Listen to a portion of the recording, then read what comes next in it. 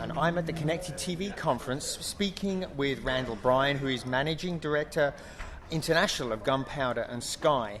Randall, tell us a little bit about Gunpowder Sky. So Gunpowder Sky is a modern-day studio that was created by AT&T, and we're part of the Churning Media Group. The vision for the studio really is how you can build a modern-day business model that embraces various different digital distribution strategies, digital content creation strategies, just to see how we can really create a modern, relevant business.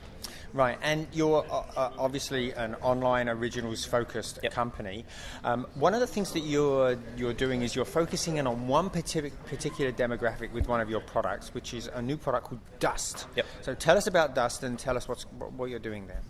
So I think Dust, first off, is a science prediction destination that tries to aggregate the world's best short-form sci-fi stories onto one platform. And we've really tried to curate a destination that feels like it has its own personality, has its own identity, but it is also an aggregation of kind of the best content that already exists out there in the web. And we're really excited about the proposition because we're thinking about building it audience first and then trying to figure out how we move that audience into new destinations, new environments, new ancillaries, how we try to upsell and create bigger series and feature films that actually kind of are able to be marketed to that demo. Now, where does the content come from for the service? So it's amazing how much good stuff's out there and how incredibly premium the stories and series that we feature on the channel are. And they come from a plethora of different environments. We get great films from student filmmakers, emerging film talent, indie film studios that have created pilots that they're trying to get kind of marketing and awareness and exposure for. We get a huge amount of submissions from film schools that actually have kind of annual film school awards and stuff like that. So it's just a really, really vibrant hotbed of content. And we've got around about 250 films on the platform already. Very good. Now tell me about distribution. How are you actually going to get this out there? How are people going to find it? Tell me about that strategy. Yeah, so I mean, we're on multiple platforms already. So we have Dust on YouTube, which we see as a more long-form destination where you can go and kind of get absorbed in the content. I suppose our main traffic-driving destination is Facebook. So we've hit 1 million likes on Facebook, and that continues to grow. And it's really interesting building strategies on Facebook at the moment, especially content strategies, because what we're trying to do is create communities that drive talkability and shareability of those videos on that platform. And it's doing really well for us in comparison to YouTube. And then I suppose moving forward off those social networks, it's about how we can get our own destination on existing OTTs.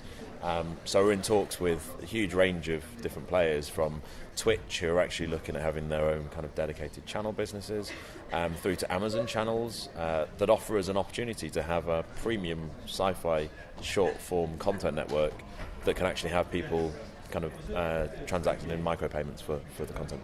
That is one of the really key problems, I think, for new services such as yours, right? It's very difficult to make a lot of money on YouTube, so establishing your own identity, your own destination is really key, right? Yeah, it is, but I also think if you look at platforms like Amazon, they need personalization. They need to have a way to speak to niche audiences and engage with them. So I think actually embracing genre brands like Dust is really kind of beneficial to their business strategy, because all of a sudden, you know, they can be a destination that's home to a huge range of different genres and different fan bases that kind of traffic to those destinations to watch content. Indeed. So sounds like you're going to have a busy 2018. Yep. Where do you hope to be at the end of the year? I think, you know, if we look at our crosshairs, the Sci-Fi network, you know, was built decades ago, and they're an institution in this genre, but I'd imagine that if they were to start their business again, they'd want to build it audience first. Maybe they'd want to build it social first, and I think that that's our opportunity, really, to galvanise a social community, a fan base, and then see if we can start trafficking them into more premium series and premium content. So long story short, I would really like us to have a couple of big series that are incubated with the talent on the platform, maybe inspired by some of the short stories on the platform that really break through. And I hope that our audiences are able to kind of grow with us as we build the network out. Indeed. Well, it sounds like a platform that I'm really looking forward to taking a look at. So I hope you'll come back and tell us how you do. Perfect. Brendan, thank you very much. Thank you, Tom. This has been Colin Dixon with Endscreen Media.